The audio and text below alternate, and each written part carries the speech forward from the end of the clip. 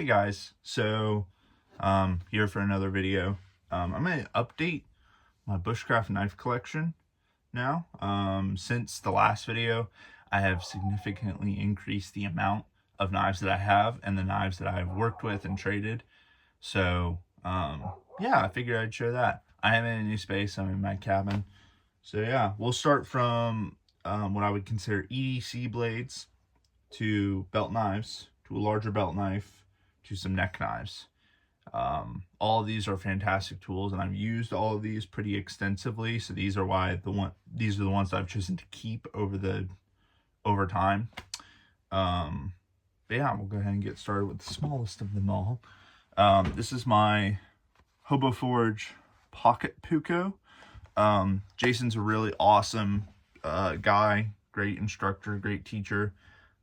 Proud to be one of his brand ambassadors. So yeah, this is the Pocket Puko. It's just a little baby Puko that fits in my hand really nicely. Little Scandi grind on it. Has a leather sheath that is designed to go inside of your pocket, hence the name. But yeah, it just goes right down into your pocket, and that way you have a fixed blade that basically takes up the exact same space as a folder. So this has been a really fantastic carry for around the farm, for teaching, or just wilderness exploration, where I'm like, oh, I have my chest pack, this, and a bigger knife. I can usually get my way around things. But yeah, I really like the pocket sheath. It works really good. So yeah, that's number one. Number two is a limited knife. I'm not sure how many of these are left, but they're Ridge Runner blades and Primitive Woodsman, who I'm a really big fan of and really good friends with. Collaboration. This is a flat grind, glow in the dark Foxfire, which is really cool. This is number 17 of 100. So this is actually a gift from someone, and I really appreciate it. I made all the sheaths for these. I like clamped a bunch of these together and did all the rivets and stuff. But yeah, this is a cross draw small sheath. This is my preferred way of carrying a small knife like this, just on the belt, cross draw. It's underneath my sweatshirt most of the time. Yeah, flat grind isn't my preferred grind, but this has been really fantastic. Josh killed it with this and really made it a capable EDC knife. So that's that. This is another one of my buddies. This is Offensive Industries. Most people know him for his sheaths. His sheaths are very recognizable. They're a deep carry Kydex sheath. They've got these little rivets around. That's why a lot of people know him.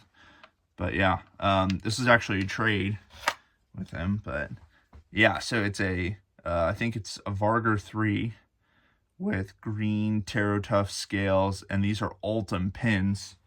So they are see-through. Grab a little light here. They are see-through, which is pretty cool. Yeah, it's a Scandi grind.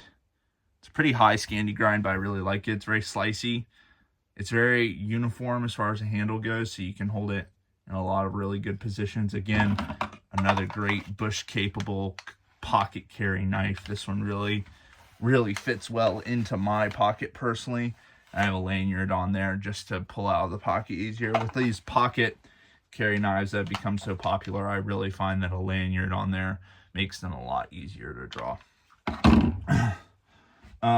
So those are my like pocket EDC knives. We'll move on to some belt knives. Of course, I've got my Buffalo Cove Bushcrafter. This thing has been heavily used and abused and used for so many things. It's hard to beat. Another Primitive Woodsman.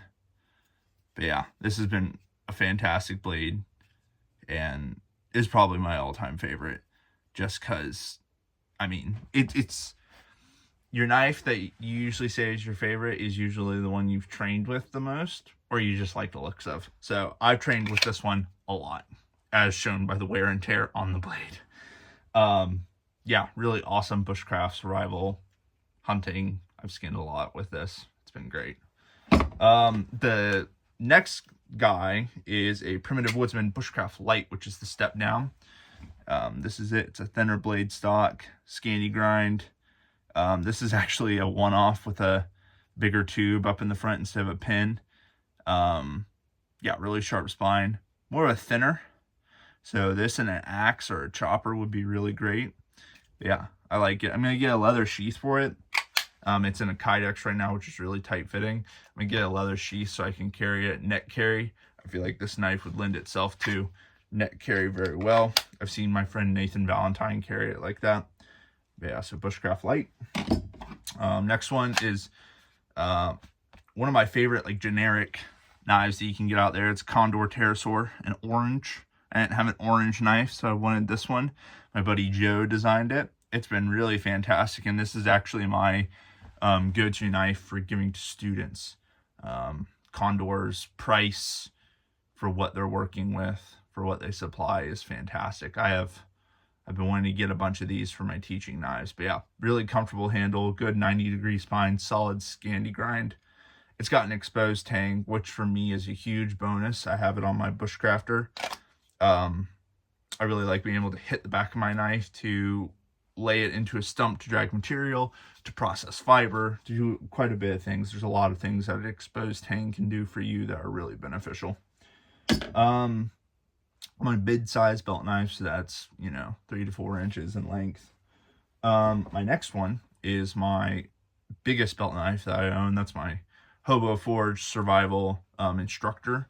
This is in a custom sheath made by Freedom Leather Co. This is a cross draw sheath. I'm a really big fan of cross draw. But yeah, it's just a beast of a blade. It's 1095. It's got a short grind on it. I added a little bit of hockey tape right there to fill in that choil, just for me personally. That's how I wanted it. Jason did a fantastic job, and there's actually a funny story about the scales. Jason reached into his pile to grab black walnut, and he grabbed black walnut for that side. That's not black walnut on that side, though. That's Cocobolo. So I have a kind of weird mismatch, but it looks really great, and it feels great in the hand, and it works, and that's all that matters. So Jason does a fantastic job, and he's a North Carolina boy, so I gotta support him. Next is neck knives. I probably have more neck knives than I use, but I really like them for deep winter carry. When I'm traveling, they simply get tucked inside of my shirt. I know there's a whole thing of them getting caught up in tree branches or whatever. I've never had that happen. The biggest thing for me, though, is them hitting my chest. So that's why I tend to not wear them as much when I'm moving. I tend to wear them in a base camp scenario. So the first two that I have are the same knife, just different grind and options. These are made by my buddy Dead Pine Knives. These are the Bush knives, I believe is what he's calling them. And this is the first one I got. It's a full convex, very scary, sharp convex. Natural micarta with a bow drill divot in the middle. His handles are super comfortable. That's one thing I love about Matt's knives, is that they're insanely comfortable. They're insanely well finished. The spines are sharper than anything else I've used.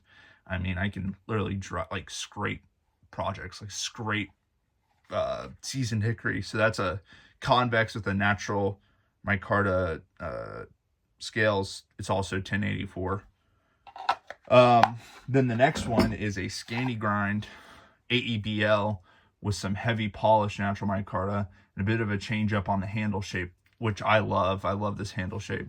But you can really see the Scandi grind is really fantastic. And it's amazing slicing, Bushcraft woods knife. This is definitely falls into the category of like a good Moore's knife as far as his categories go. But yeah, really enjoy this. He's also a North Carolina boy. I like to represent where I'm from, and we have awesome makers here. So all the better. Next one is from my buddy Corey Bowman of Bowman Made Knives. You may have seen his stuff on Ridge Runner blades. This is his OG Clovis, is what he's calling this one. It's based off the Clovis Spearhead. Mine is natural micarta with butterscotch vintage liners. It's a great little, it's a great little basket maker style knife where it's very rotatable. I can use it in a lot of different ways. The blade is very wide, which lends itself to a lot of things. It's good at animal processing because I can really choke up on that blade and skin. Yeah, I love it. And it came in a woodland camo Kydex sheath. That's really clicky. That's good. And the last is a Mora knife that Matt, Dead Pine Knives, had for a long time and sent to me as a gift. It's heavily modified, polished edge, sharpened down spine right here. He added a little bit like swedge action on the tip, jute wrapped handle, neck knife. I mean, everyone's got to have a Mora. I love a Mora. It's what I started out with. Mine is now, I believe, in the hands of a 13-year-old who I gifted it to when he was starting his woods journey. But yeah, I love this one. It feels really great. The jute wrap really helped out. It's epoxied.